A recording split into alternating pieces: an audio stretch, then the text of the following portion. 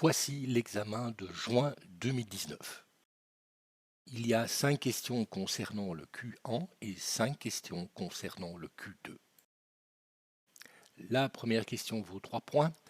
On a une masse de 2 kg qui a une vitesse nulle à l'instant t égale 0. On lui applique une force variable au cours du temps représentée dans le graphique. On demande de déterminer la vitesse de cette masse en t égale 6 secondes. Et puis, à partir de 6 secondes, on veut arrêter cette masse à l'instant t égale 8 secondes. On demande de déterminer la force supposée constante qui permet de réaliser cela. On parle de force et de vitesse avec une force variable au cours du temps. On pense donc directement au théorème de la quantité de mouvement. Donc la masse fois la vitesse en 6 secondes, moins la masse fois la vitesse à l'instant 0, est égale à l'intégrale de 0 à 6 secondes de la force. L'intégrale est simplement la surface sous la courbe. On détermine donc directement cette surface. Donc 2 kg fois la vitesse en 6 secondes égale la surface du triangle en demi fois 2 newtons fois 4 secondes. On trouve donc une vitesse en 6 secondes égale à 2 mètres par seconde. On veut qu'à l'instant t égale 8, la vitesse soit nulle en appliquant une force constante. On réutilise le même théorème et on détermine la force.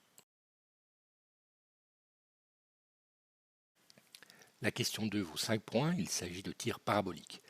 Il y a deux objets, le premier à l'instant t égale 0 est lancé avec une vitesse horizontale d'une hauteur de 4000 mètres, la vitesse vaut 200 mètres par seconde.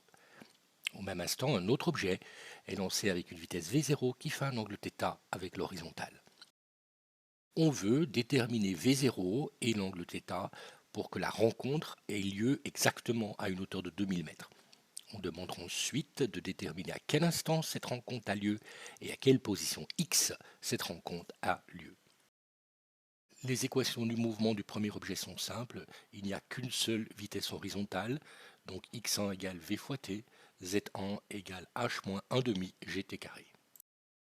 Pour le deuxième objet, nous avons une vitesse v0 et un angle d'inclinaison θ, donc x2 égale v0 cosinus θ fois t, tandis que z2, puisqu'il part de la position x égale 0, z égale 0 à l'instant t égale 0, z2 égale v0 sinus θ fois t moins 1 demi gt carré. On veut une rencontre à l'instant grand t. Donc x1 à l'instant grand t doit être égal à x2 à l'instant grand t et ça vaut une certaine position grand x. De même, z1 à l'instant grand t doit être égal à z2 à l'instant grand t et cette hauteur doit être égale à 2000 mètres, c'est-à-dire petit h. Écrivons les équations de cette intersection.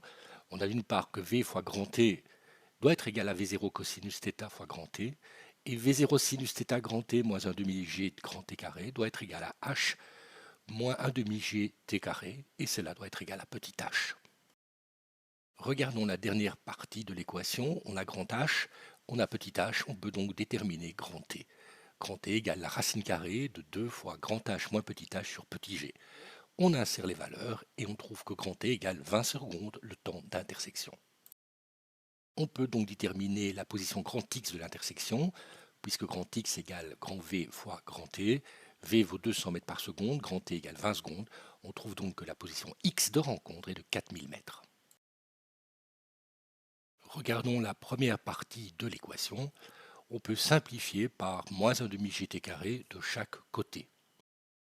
De même, dans l'équation Vt égale V0 cosinus θ fois t, on peut simplifier par grand T.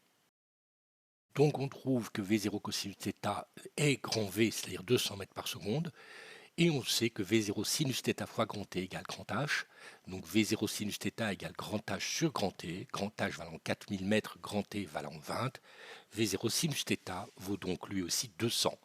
On fait la division de V0 sinus θ par V0 cos θ, V0 s'en va, 200 divisé par 200 ça fait 1, sinus θ divisé par cosinus θ c'est tangente θ.